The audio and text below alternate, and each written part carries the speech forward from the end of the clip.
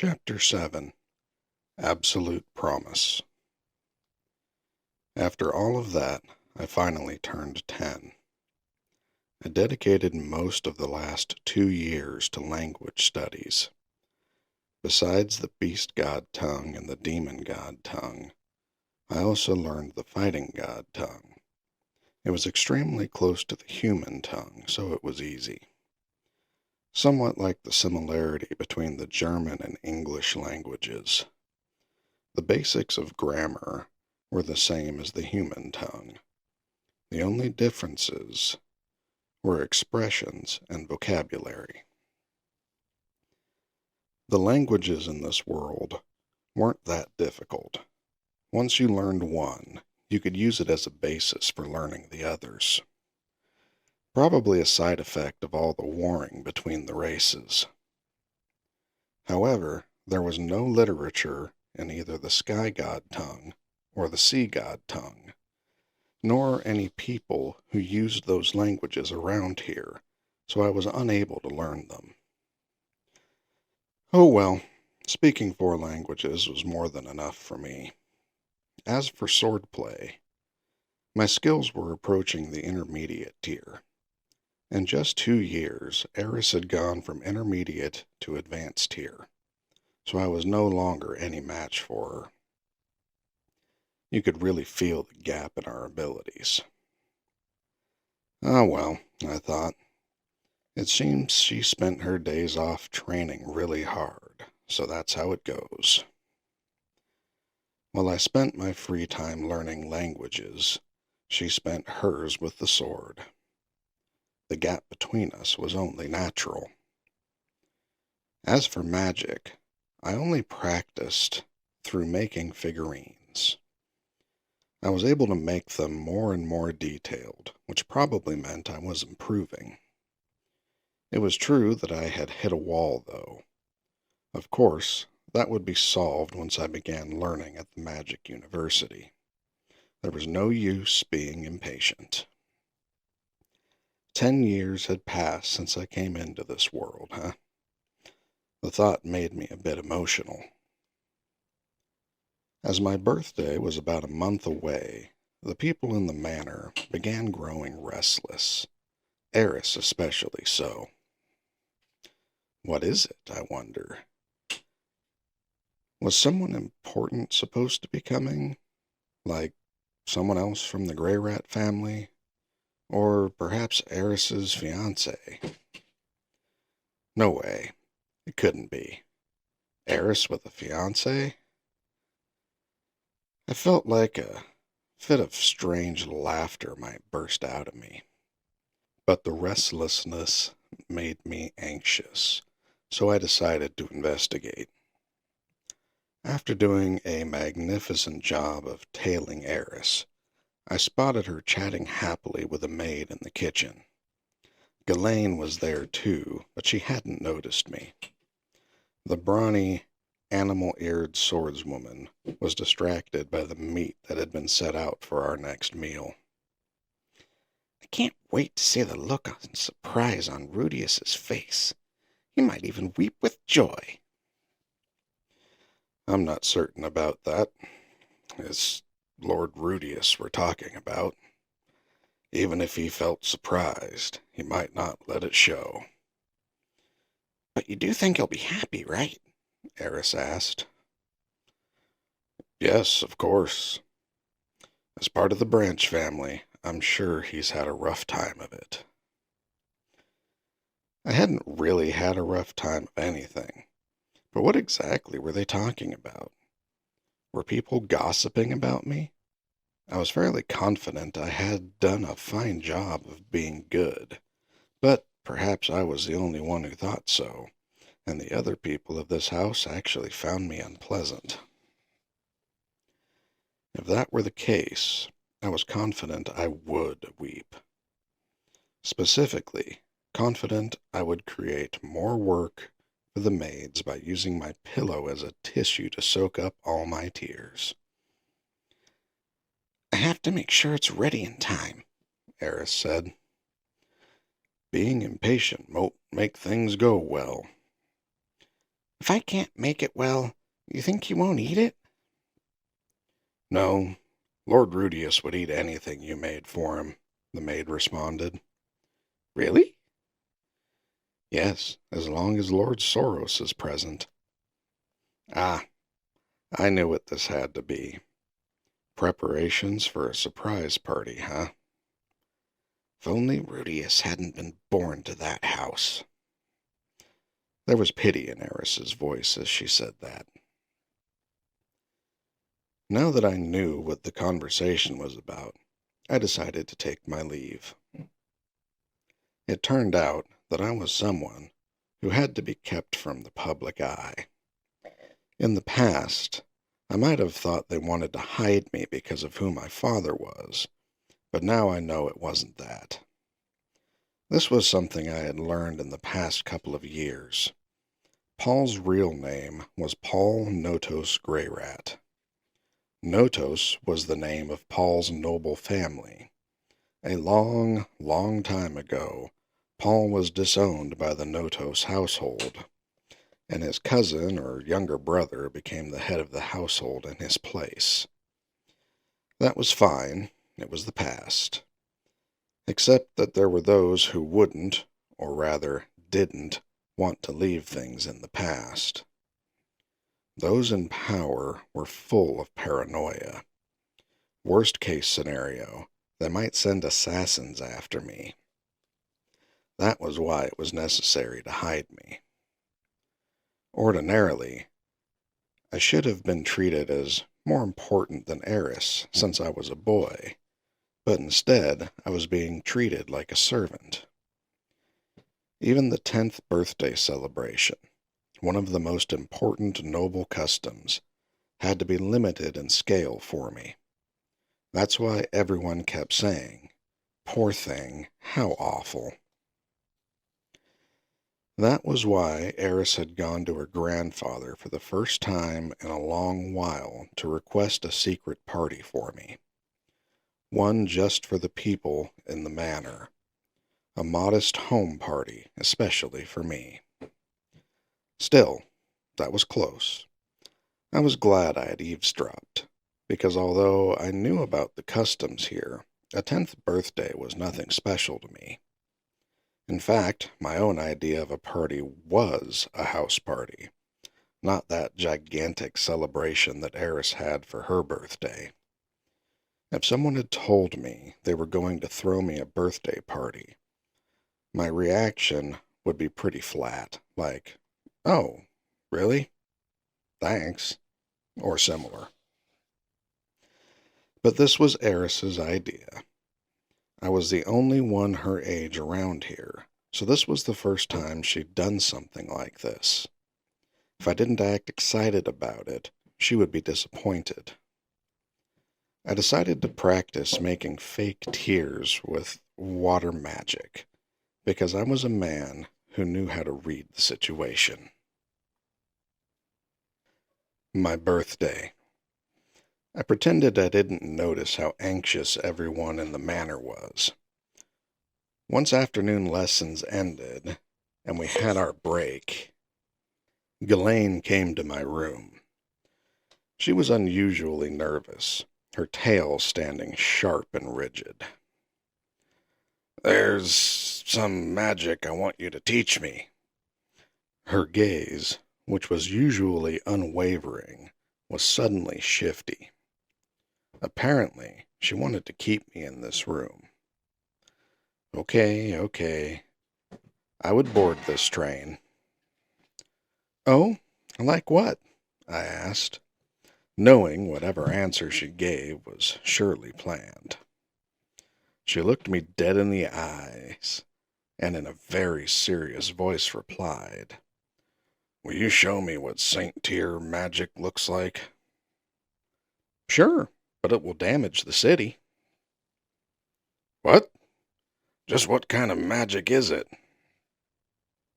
"Saint Tier water magic involves gale force winds and a lightning storm. If I try hard enough, I can probably submerge the entire city."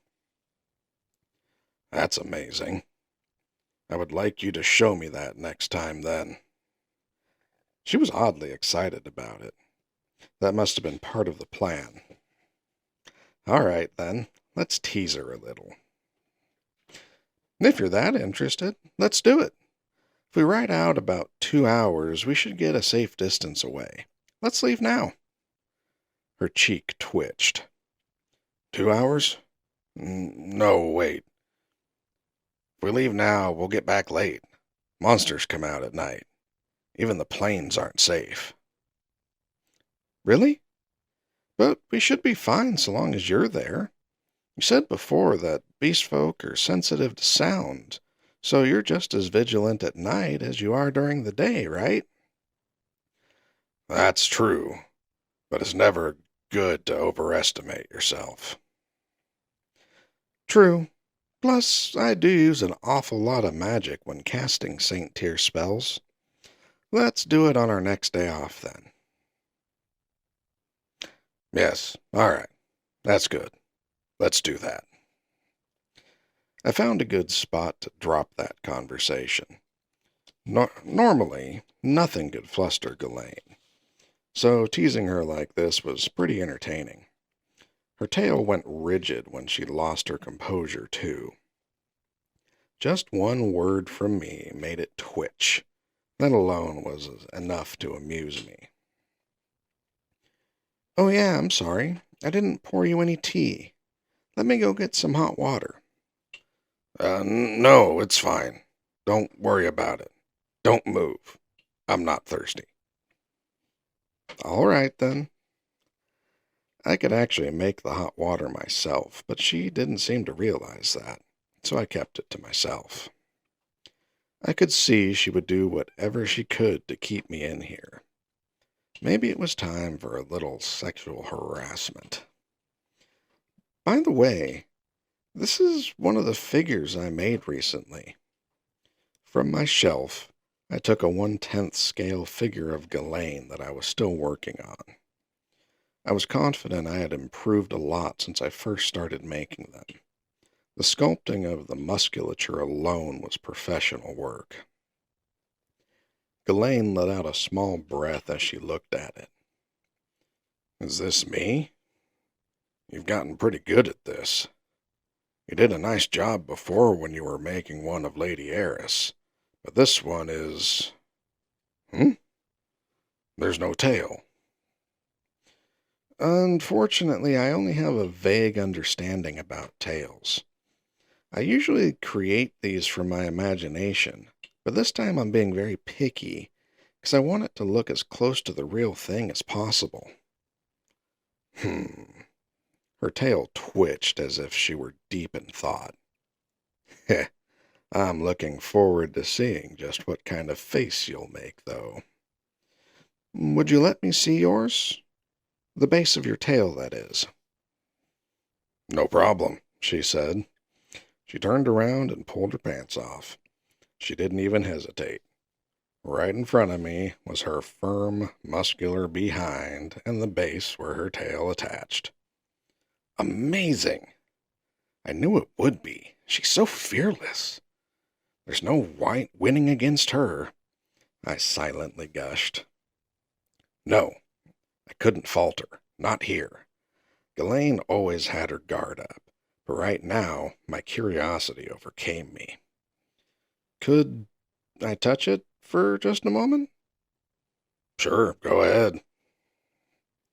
It's hard, I thought. Huh? Wait a second. This is her ass, right? Right?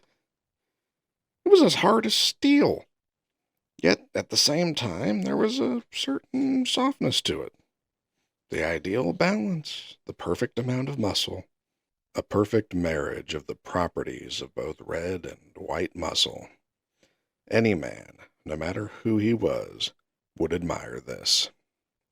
It was a little bit difficult to find this sexy, though. Lord of muscles, god of sex, how grateful I am for your existence. However much the polar opposite of me you are, I thought. So grateful, so grateful. Please, bless unto me muscles such as these. All right, that's enough. I lifted my hands away from her butt, feeling mentally battered. Ghislaine adjusted her pants, then turned back to face me. I once saw an artist painting a portrait of Lady Eris. Seeing that made me want something similar, something that could capture the current state of my body. I looked forward to seeing the finished product. She looked genuinely happy as she confided this to me. Felt like I had lost as a man in a battle of masculinity. There was no way I could win against someone as handsome as Ghislaine. It's about time for dinner, isn't it? I think there's still a bit of time left. I made her tail flinch one last time before the maid came to call us for dinner. All right, Ludius, it's time to go eat. She stood quickly, as if trying to hurry me along. Apparently, the real show was about to start. I entered the dining hall to a burst of applause. I had previously met every person gathered here at least once. Of course, Soros, Philip, and Hilda, whose presence were typically scarce, were also in attendance. The party was being held in the same dining hall we always used. It was beautifully decorated for the occasion, with an assortment of fancy food I had never seen lining the tables. Of course, not to the extent of what I saw at Eris's party, but while the spread was not as pretentious, there was a warmth to it. I made a face like I didn't know what was happening and looked around the room. What is this? Behind me, Ghislaine was clapping. Eh? Huh? I acted flustered. Rudius, happy birthday! Eris wore a bright red dress and had a large bouquet of flowers in her arms. I kept the dumbfounded look on my face as I accepted them from her. Oh, that's right. I turned 10 today.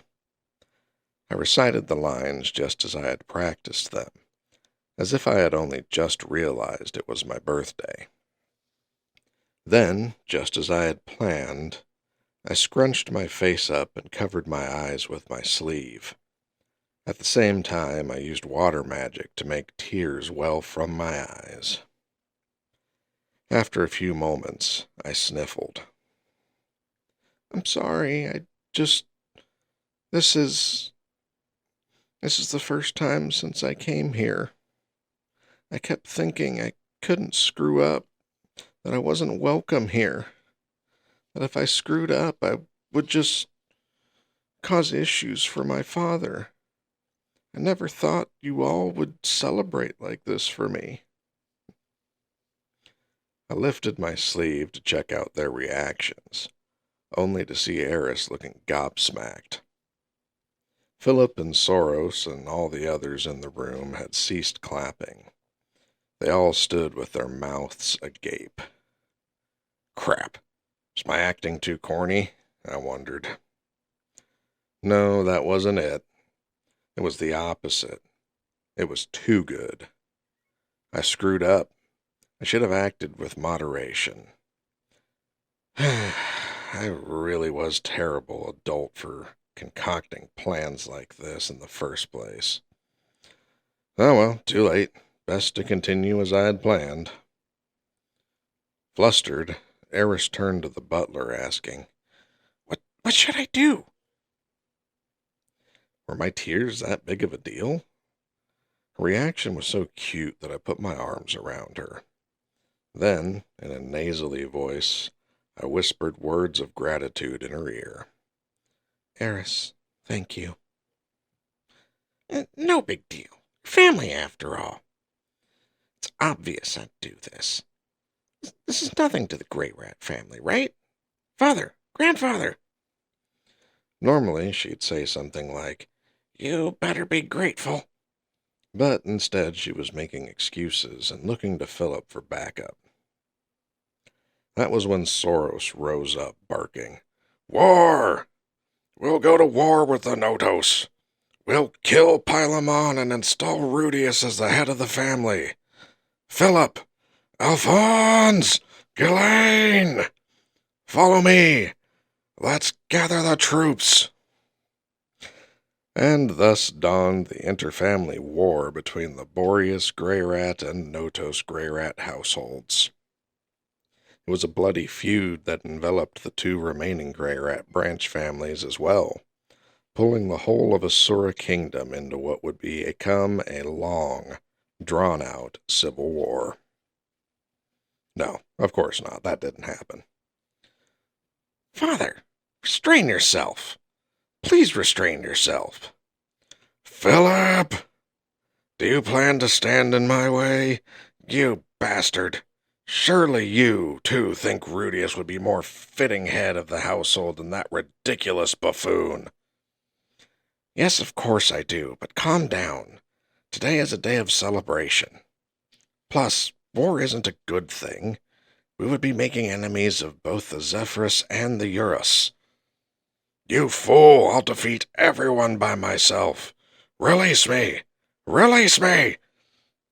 Soros left the room, dragging Philip behind him. Even after he was gone, I could still hear his voice. I was dumbfounded. "Ahem." Eris cleared her throat once. "Leaving grandfather aside for the moment, I prepared something for today that will surprise you, Rudius."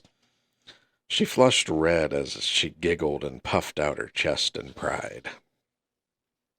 It was adorable. She recently began wearing bras now that she was growing. Right now, they were just cute, but someday they would grow into something incredible. Or so said the wise old hermit. Thanks, wise old hermit. "Something that will surprise me?" I echoed back. "What do you think it is?" Something that would surprise me.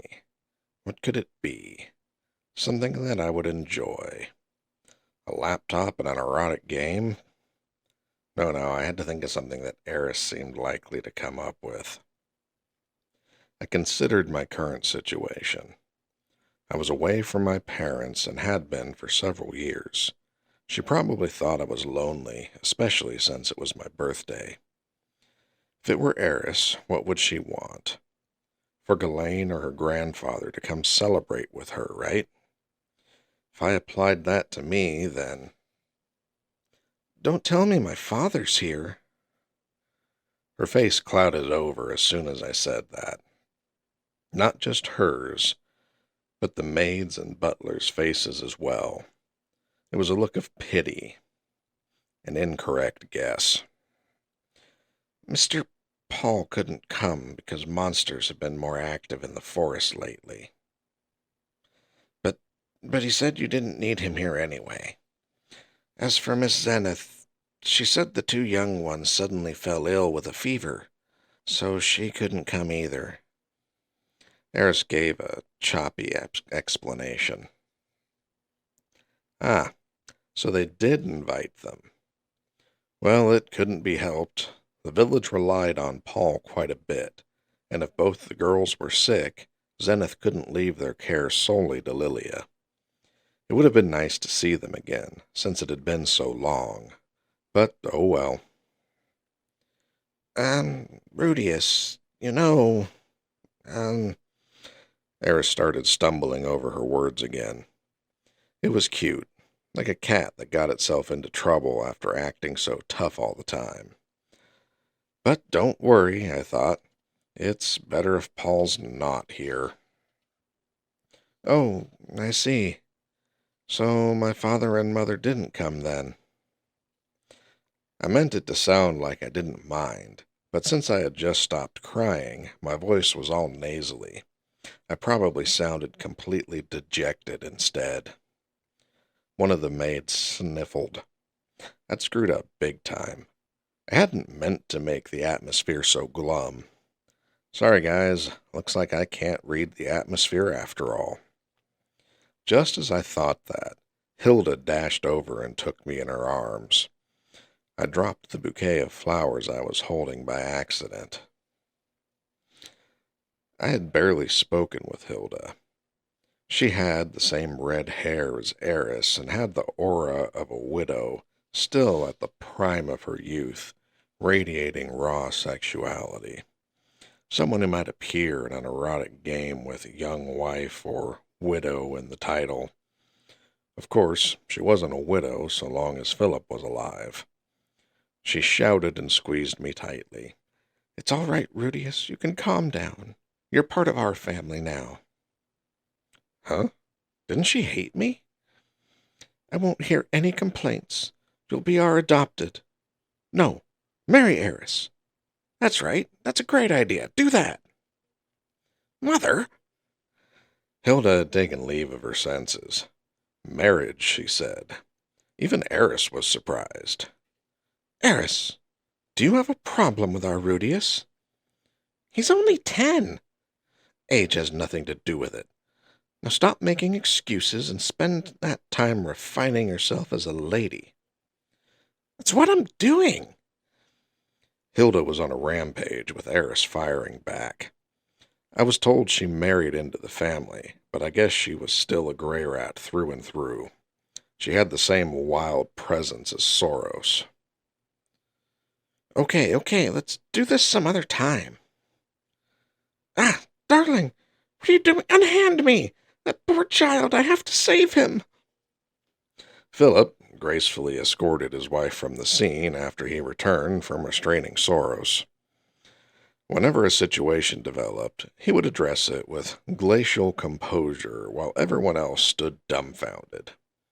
He was cool, like a master magician, a man you could rely on, someone you could consult with about anything. "So, what is it? The surprise you were talking about?" I inquired, after picking up the bouquet off the floor.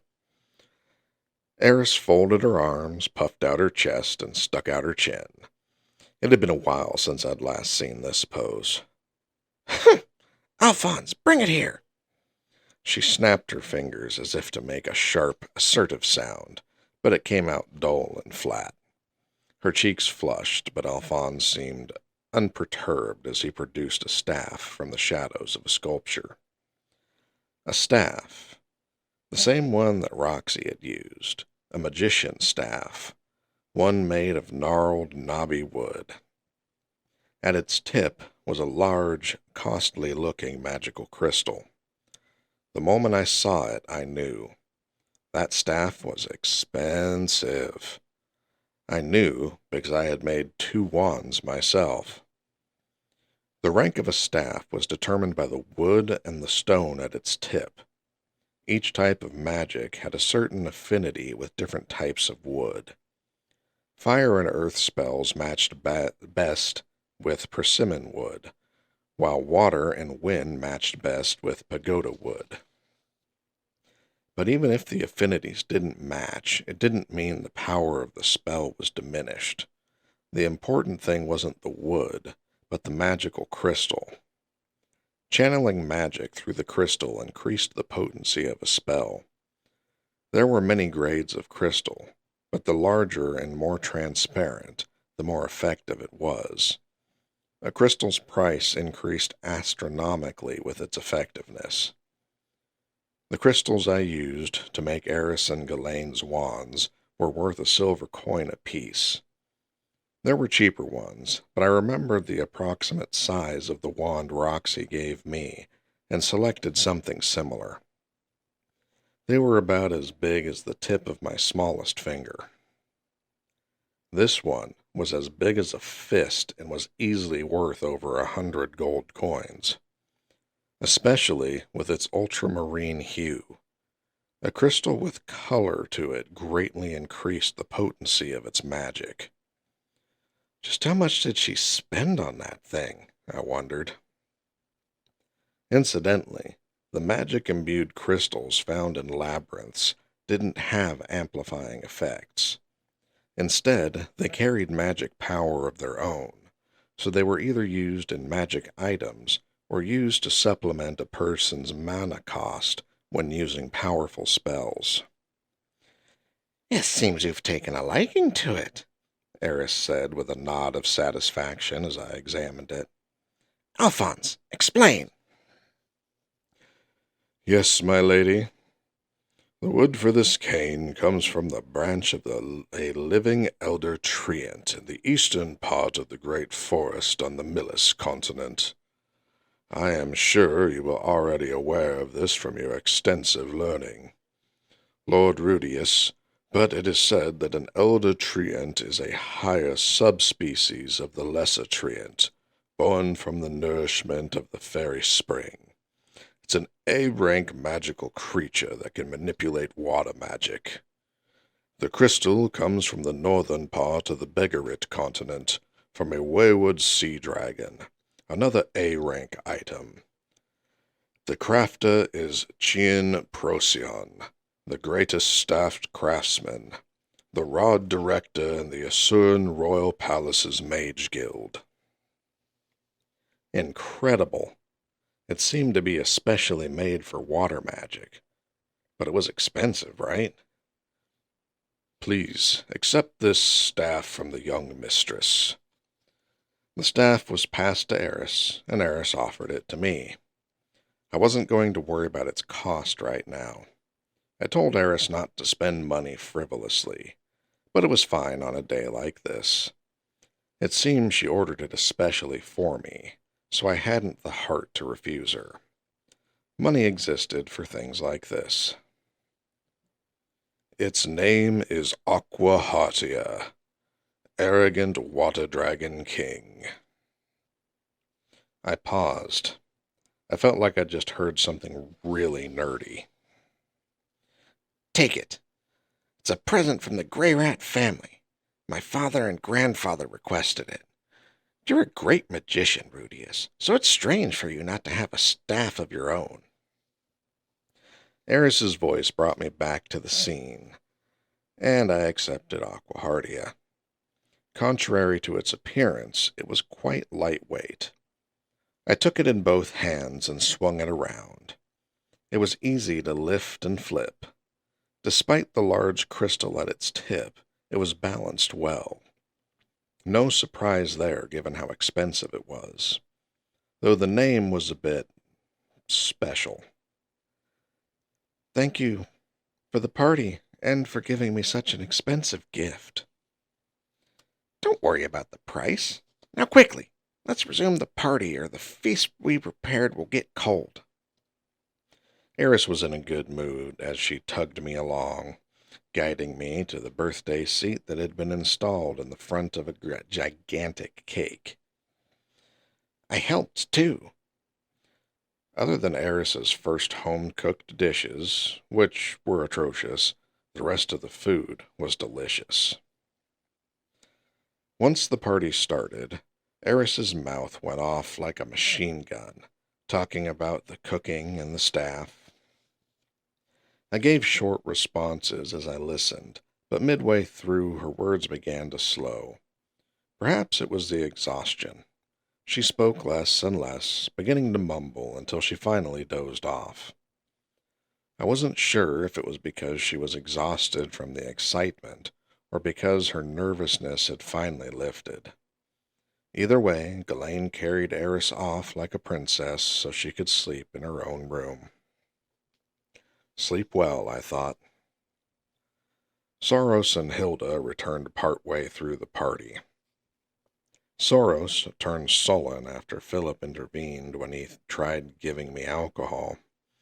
Hilda poured the old man some instead, and eventually he got utterly smashed. He left for his own room with a drunken smile and a red tinge in his cheeks, laughing merrily. Hilda leaned over and gave me a final kiss goodnight before returning to her own quarters. Most of the food had been polished off by that point. The maids cleared the last of the empty plates with sleepy looks on their faces. That left only Philip and me. For a while, Philip just quietly knocked back his drink. Wine, I guessed. I learned during Eris's birthday that each region of the Asura kingdom had its own form of alcohol. In this area, it was largely made from wheat, but wine from grapes would be prepared for special occasions.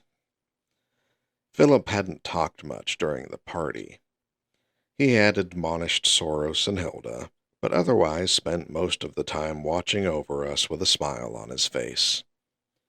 It was now, when the two of us were left alone, that he let the words flow.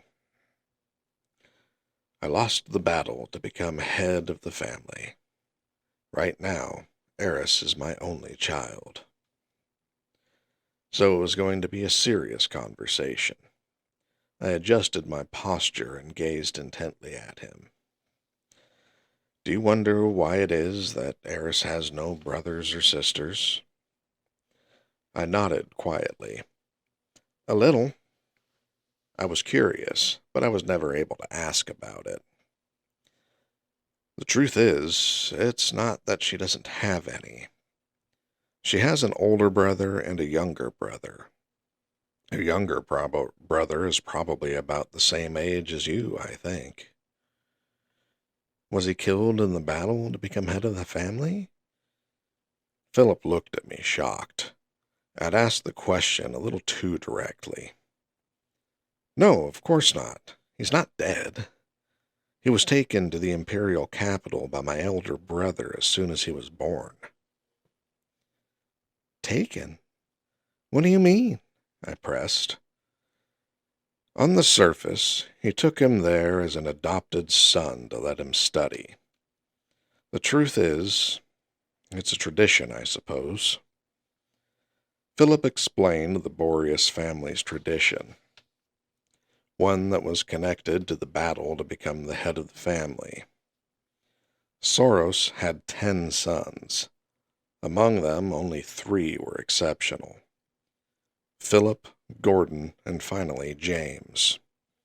It sounded like the name of a certain locomotive.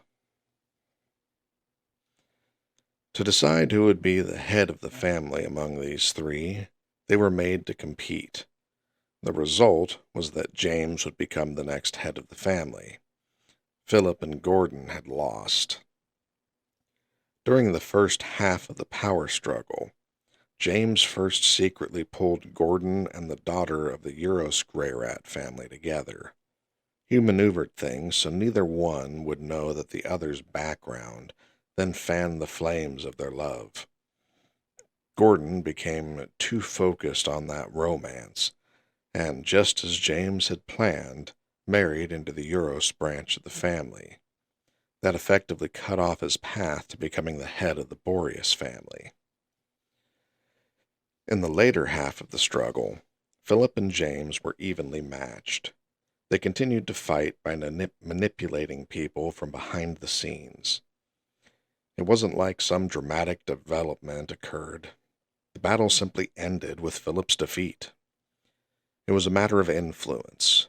James was 6 years older than Philip, widely known throughout the capital, and had served as a minister's aide. He had connections, money, and more than anything, political power. Philip was an excellent candidate, but that 6-year gap was nearly impossible to overcome. Once James became the head of the household, he made Philip the mayor of Roa. At that time, Philip had yet to give up. He tried to formulate a comeback strategy, but the lands in Fatoa were largely rural, making it difficult to build political power. While Philip was breaking his back trying to do what he could, James stayed in the capital and built himself a rock-solid position as a minister. That made the gap between them impossible to bridge. Then, when Philip's son was born, James claimed him as an adopted son.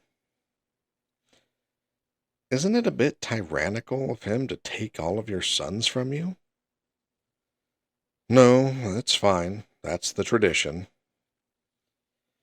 In the Boreas Greyrat line, all sons born into the family were raised under the care of the head of the household.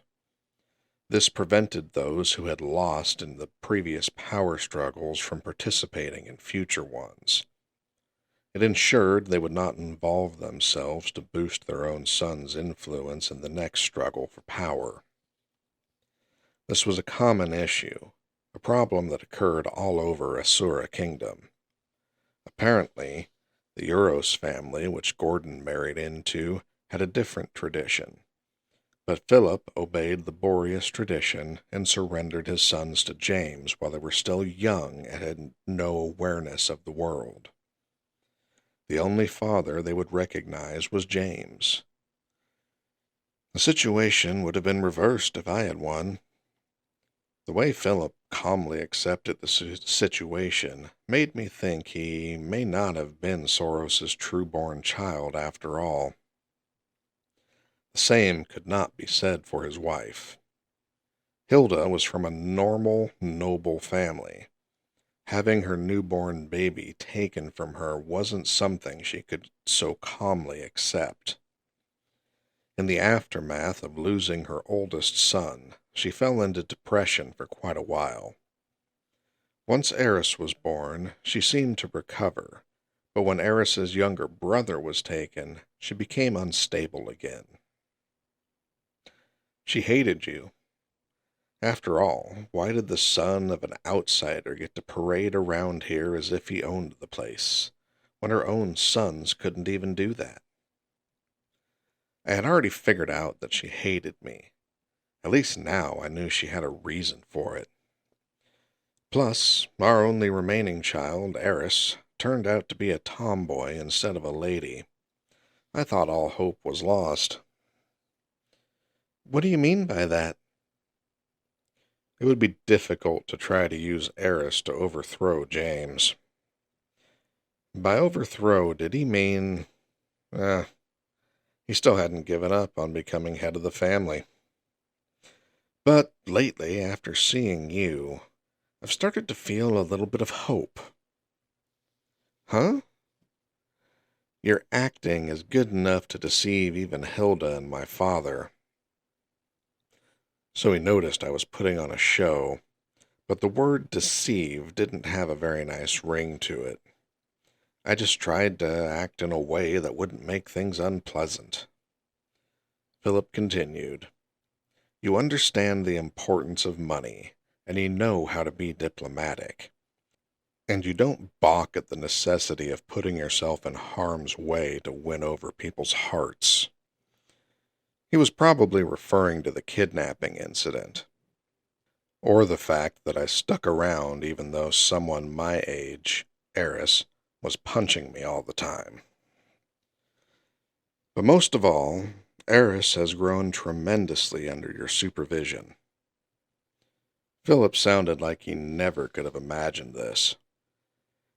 He had heard how exceptional I was from Paul, but as the son of someone who spent all his time flipping skirts at my age, he probably thought I would be the same type of delinquent.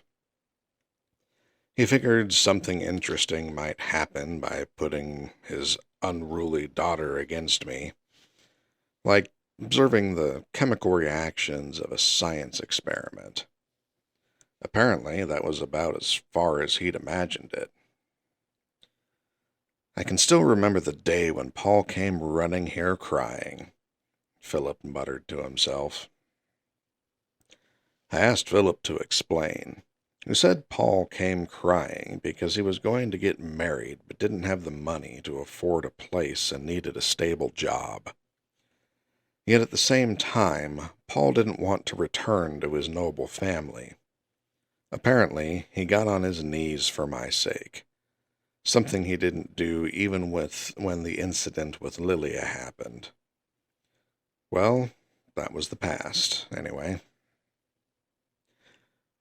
Wouldn't Eris have found a way even without me here? Found a way? Of course not. Even I thought Eris was hopeless. I thought she had no future as a member of a noble family. That's why I hired Ghislaine to teach her swordplay, so that she might at least become an adventurer. After he said that, Philip recounted several of his past episodes with Eris, every single one painful to listen to. So, how about it? Will you marry Eris and help me seize control of the Boreas family? If so, I'll tie her hands and put her in your bed right now. That was a tantalizing offer. My mind conjured the image of getting a pop-up screen like in a game saying, "Are you sure you want to dispose of this, your virginity? Or, once it's gone, it will be gone forever." No, no. Wait. This is no joke. Read the previous line again. I commanded myself, seize control of the Boreas family. What are you trying to make me do? I'm 10. You're also Paul's child, are you not? I'm not talking about that. I will be the one to seize control of the family. All you must do is take the seat. If you want women, I'll give them to you. Did he really think I would listen just because he said he'd give me women? Paul's bad reputation truly was loathsome. I'll pretend you said all this because you're drunk. Philip laughed quietly when I said that. That's right. Go ahead and do that. All that stuff about the Boreas family aside, you're free to pursue whatever relationship you want with Eris, you know. I have no responsibility for her. Even if I did marry her off, she would surely come right back. I would prefer to hand her over to you instead. Another muted laugh. If you married Eris off, she would probably punch her husband to death within a couple of days. I could picture it easily. Just as easily as I could picture myself dancing to Philip's tune if I took him up on that offer. All right, it's about time to sleep then. Yes, good night, I responded. So ended the birthday party that Eris had staged for me. When I returned to my room, Eris, who should have been asleep, was sitting on my bed. Oh, welcome back. She was wearing a red negligee, extremely sexy. I was sure she had never worn anything like this before. What was going on? Also, wasn't she supposed to be asleep? What are you doing here at this hour? When I asked, her cheeks burned red as she averted her eyes. I thought you'd be lonely by yourself, so I was going to sleep with you tonight. Apparently, she was still worried about what I had said during the party, about whether my parents were coming. After all, she was still clinging to her parents at age 12. Maybe imagining being without them for 3 years spurred her into coming here. No, unlikely as it seemed, it was possible this was Hilda's idea. Maybe she roused Eris, forced her to change, and sent her over here. I took a second hard look at Eris. Her body had not yet fully matured, but it was beginning to. Probably because of all the sword practice, her arms and legs were well toned. Whether it was because she was taller than the average girl or the negligee she was wearing, she also looked more grown up than usual. Eris was already 12 after all. She was barely entering my strike zone. My body was still immature as well. I had yet to hit puberty, though it would surely be upon me in a few years. Maybe then I would welcome the opportunity to pop my cherry with the spoiled tsundere lolly. The moment that thought crossed my mind, I felt like that 34-year-old, homeless, jobless pervert again. Saw an image of him with his face covered in acne and lips set in a disgusting smile, swooping down on Eris. Snapped back to my senses. No, I couldn't. I couldn't touch her. That would be playing right into Philip's hand. I would be planting my foot right in the middle of an intense power struggle. The same one Philip had already lost and Paul had run away from. I didn't want to get involved in something that seemed to have so few payoffs, so I just prayed I could get out of this peacefully. She loathed my habitual sexual harassment, so maybe I could say something to that effect to scare her off. That's right. I'm feeling pretty lonely, so if you don't leave, I might do something perverted to you. Or so I thought, but then I received an unlikely response. You can do it. Just a little bit. Seriously? You're really being bold today, Eris. How's an old man like me supposed to resist when you put it like that? What to do? I debated internally and finally decided to take her up on her offer. Just a little. I sat beside her. The bed let out a small creak. If I were still my previous self, it would have surely let out a much larger groan, effectively killing the mood. I wasn't thinking anymore. Not about any of that complicated stuff. This was playing into Philip's hands. Fine then. 3 years ago, Eris had been so soon, but now she was finally showing me her dare side. How could I refuse when she was offering herself willingly? At times like these, it was best to just accept the risk and take the plunge, right? You're stuttering, I said. That's just your imagination. Really? I patted her head. Her hair was so smooth. Even though this was a high noble family, there was no bath in the manor, so it wasn't as if you could wash your hair every day. Her hair was normally coarse and rough from spending every day outside practicing swordplay from morning until dusk. She must have cleaned it up today for me. For me. You look so cute. What are you talking about all of a sudden? She looked away, her face red to her ears. I wrapped my arms around her shoulders and planted a kiss on her cheek. Her body went stiff, but she didn't try to run. Ah, so she really is okay with this, I thought. She was definitely the type to run if she didn't like something.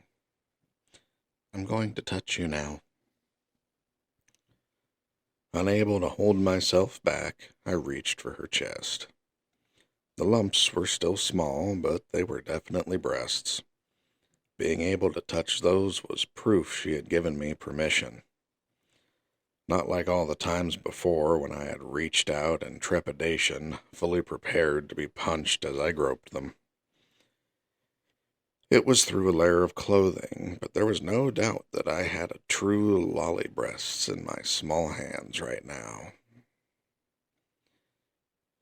It wasn't pleasure that made her hum, I was sure. She was just realizing how embarrassing what we were doing really was. I knew that. She was watching me with her lips clamped tightly closed, tears in her eyes as she struggled to tamp down her embarrassment and confusion. I stroked her back comfortingly. Thanks to all her sword training, it was firm with muscle. Not as much as Ghislaine, of course, but well-toned and smooth. Eris snapped her eyes shut and grabbed my shoulders like she was clinging to me. Did this, perhaps, mean she was giving me the okay? She was, right? If so, I was going to go the whole way. Right now. Okay, let's do it then, I thought. I reached my hand towards her thigh. This would be my first time ever touching a girl there. It was warm and soft, of course, but firm with muscle. No! She shoved me away, then slapped me across the cheek, loud and hard. I landed on the floor with a thump after being kicked. She continued her attack, the sounds of her blows filling the room. Rendered completely defenseless by my own confusion, I took the full force of her attack. Once it was over, I looked up at her, flat on my back. Eris was standing over me. Her cheeks were red. She was glaring at me. I told you just a little, didn't I, you moron? The door was left hanging wide open after she kicked it and marched out. I stared blankly at the ceiling. The feverish heat that had taken over had dissipated completely. This is why you're a virgin. I was filled with self-loathing. I completely misread the atmosphere. I went way too fast. Halfway through, I forgot she was still a child. I completely forgot myself. Ah, damn it, what were you thinking? After playing so many erotic games, I thought maybe I understood how the heroines felt. In my previous life, I used to watch thick-headed protagonists be oblivious, and I would think to myself, just hurry up and make your move, then it will be over. What I had just done was the result of that thinking. As a player, you could see the heroine's internal dialogue. The protagonist, meanwhile, had no idea what she was thinking. That was why most protagonists were aware something like this could happen, even if they knew the other person liked them. So they took their time and slowly developed the relationship instead. I was being completely short-sighted compared to them, especially after I had that conversation with Philip. What was I thinking? Saying I would pretend he only said all that because he was drunk? The things I said and the things I did were in complete contradiction.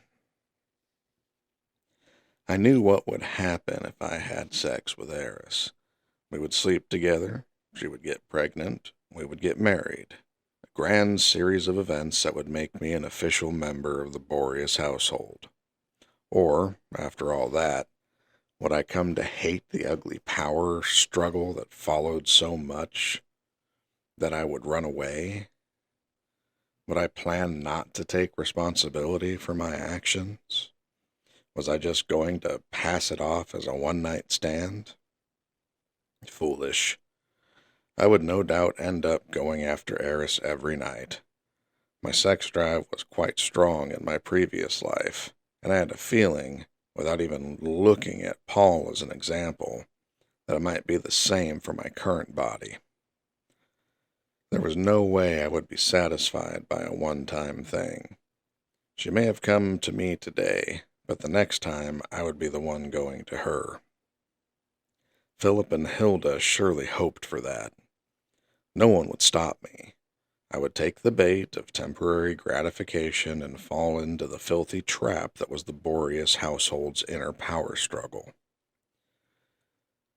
Ah! The staff standing in the corner of the room caught my eye. I couldn't forget Eris's feelings either.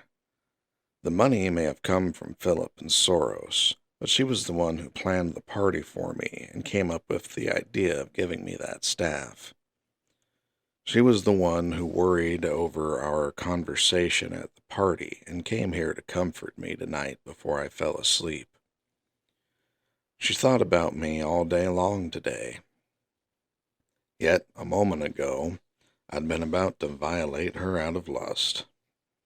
There was a girl who genuinely considered my feelings as a person, and I tried to have my way with her. Remember how happy she looked when she was talking with that maid before? You just tried to trample all over that. I was a piece of crap. I had no right to judge Paul. I had no right to lecture anyone. I was a piece of crap in my previous life, and nothing had changed in coming to another world. Tomorrow I would gather my things and leave. I would go die on the roadside like the garbage I was. I suddenly realized that Eris was standing in the doorway. Only part of her body was visible, her face peeking out from behind the frame. I panicked and tried sitting up. No, stand. No. Should I just prostrate myself? I'm sorry about what just happened. I balled up like a turtle, prostrating myself before her. I peeked up. Eris's gaze was drifting as she fidgeted, her legs brushing against each other with the motion. Then she slowly whispered, "Today's a special day, so I'll make an exception and forgive you." She forgave me? Besides, I already know you're a pervert. Who the hell told her that? No, it was true, though. I was the one. I was the pervert. It was my fault. Everyone look over here. It's me, the pervert. But it's still too early for us to do that. So, 5 years. In 5 years, once you've grown up properly, then... Mumble, mumble, mumble, mumble, but until then, hold it in. I slumped forward. Well then, I'll be going back to bed. Bye, Rudius. Good night. See you again tomorrow. After that choppy, disordered farewell, Eris vanished from view. I could hear the rhythm of her footsteps as she took off. I waited until the sound faded completely before I shut the door. Phew! I slumped against the door and slid down. Thank God. I was glad today was my birthday. I was glad today was a special day. I was glad I didn't do something worse than what I did. And yes! 5 years from now, a definite promise from Eris. A promise. All right, no more insincere advances until then, I told myself. 5 years, I would be 15. It was still a long time away, but I could hold out. If there was a guaranteed prize at the end, I could work hard. Until then, I would be a gentleman. Not a pervert, but a gentleman. I would stop all the sexual advances. Wine only had a depth to its taste after you let it sit for years. A charged attack had more power behind it the longer you let it build up, after all. I would become the kind of man that wouldn't yield no matter what kind of temptation I encountered. This time, I would aim to be that thick-headed protagonist. I would hold down the A button and not release it until those 5 years had passed. That was the promise I made to myself. Lolita good, touching bad. Wait, 5 years from now. The thick-headed protagonist? An image of Sylphie's pale, angelic face and sweet smile suddenly popped into the back of my head. The next morning, I woke up to crusty underwear. Apparently, I had accidentally released the A button.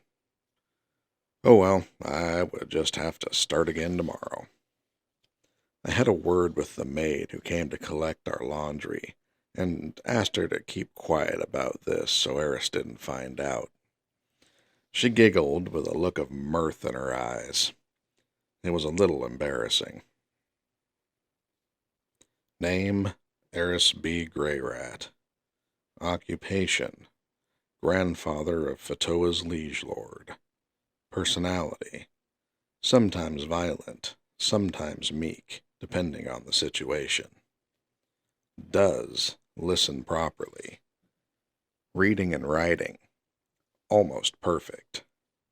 Arithmetic, capable of doing division. Magic, can't do any spells without chanting them. Intermediate tier spells also a challenge. Fencing, sword god style, advanced tier. Etiquette, currently studying difficult imperial court etiquette. People she likes, grandfather, Ghislaine. People she loves, Rudius.